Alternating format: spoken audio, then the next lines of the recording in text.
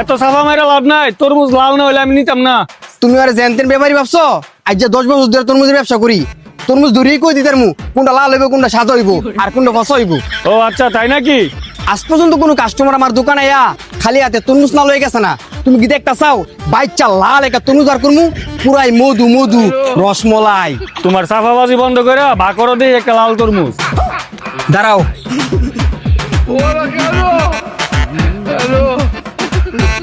नहीं भाई के यहाँ पुलिस को गड़बड़ है जरूर कोई ना कोई गड़बड़ है। रुको जरा सबर करो।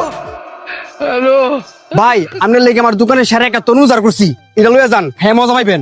তোমার সাফাবাজি কথা তো আর আমি বিশ্বাস করতাম না। মালটারে কাটো, আমি দেখি বিত্তে কত লাল। ভাই কারণ লাগতো না, আপনি আমার উপর বিশ্বাস রাখতে পারেন। আমি যে তরমুজ একবার ধরি, এই তরমুজের ভিতরে আগুনের মতো লাল হয়। আপনি চোখ বন্ধ করে বাইতে লয়ে যেতে পারেন। ভাই আমি চোখ বন্ধ করতে পারবো না, আর তোমার উপর আমার বিশ্বাস নাই। তুমি আগে কাইটটা দেখাও, তারপরে নিমু। আমার বিশ্বাস করলেন না তো, ইমালটারে কাটতে দিতেছি। হ্যাঁ চাকুটা দে।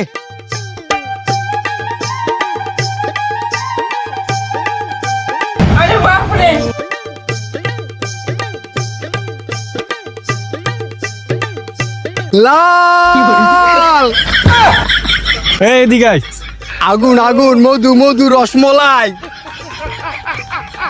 ফসা ফসা সাদা সাদা সাদা।